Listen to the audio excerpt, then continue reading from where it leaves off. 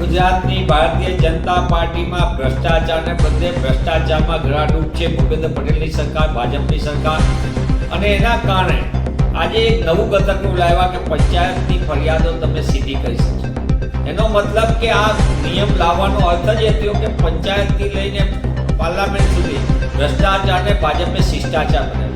ત્યારે ગ્રામ્ય વિકાસની ગ્રાન્ટો હોય, કરોડો રૂપિયાનું બજેટ હોય ગ્રામ વિકાસનું, બારોબાર ચાવ કરી જવાનું.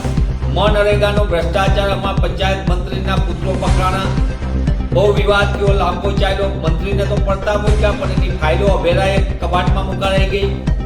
ત્યારે ભારતીય જનતા પાર્ટીની સરકારમાં વ્યાપેલા બેફામ ભ્રષ્ટાચારના કારણે ગામડાના લોકો વ્યાપક પ્રમાણમાં પરેશાની ભોગવી રહ્યા છે.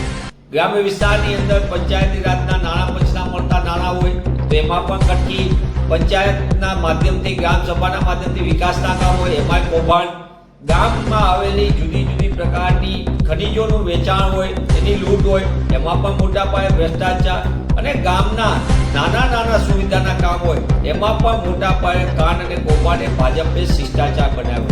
ત્યારે આજે જે જાહેરનામું લાવ્યા છે એ જ દેખાડે છે કે સરકારને સ્પષ્ટપણે ખબર છે કે ભ્રષ્ટાચારમાં સરકારમાં ગળાડૂબ ચાલી રહ્યો છે, અને એના કારણે નકલી કચેરીનું કામ હોય કે પછી બારોબાર નાના વિકાસના નાણાંને ચાવ કરી જવાનું હોય કે મનરેગાનો ભ્રષ્ટાચાર હોય, તમામમાં જે રીતના એક પછી એક કાંડને કૌભાંડ આવ્યા છે અને એના નાના કમલમમાં એક અલગથી જમા થાય, મને એમ લાગે છે કે આ ગુજરાત માટે ચિંતાનો વિષય. ત્યારે હું આપના માધ્યમથી માંગ કરું છું કે સરકારમાં થોડી પણ શરમ હોય તો સરકાર પોતે પહેલાં એ કરે કે આખા ગ્રામ પંચાયતના જે પંચાયતી રાજના માળખાને તોડી નાખવાનું પાપ કોણે કર્યું છે એ ભાજપા સ્વીકારે. સાથોસાથ પંચાયતી રાજમાં સત્તાનું વિકેન્દ્રીકરણ કોંગ્રેસની નીતિ હતી, ભાજપાએ એને કેન્દ્રીકરણ કરી નાખ્યું, અને કેન્દ્રીકરણ કરવાને કારણે જે રીતે આખી વ્યવસ્થાને તોડી નાખવામાં આવી છે એની પણ ભાજપાએ જવાબદારી સ્વીકારવી પડશે.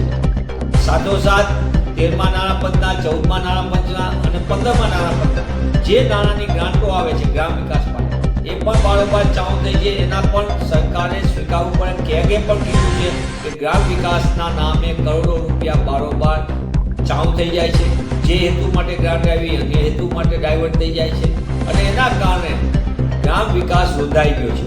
ત્યારે કોંગ્રેસ પક્ષની માંગ છે કે સરકાર ગુજરાતમાં વ્યાપેલા ભ્રષ્ટાચાર માટે એમની જવાબદારી સ્વીકારે, અને સાથોસાથ મંત્રીને તો મંત્રીમંડળમાંથી પડતા મૂક્યા પણ એમની જે ભ્રષ્ટાચારની ફાઇલો હતી એની ઉપર પણ ક્યારે પગલાં લેવાશે તે પણ ભાજપ જાહેર કરે.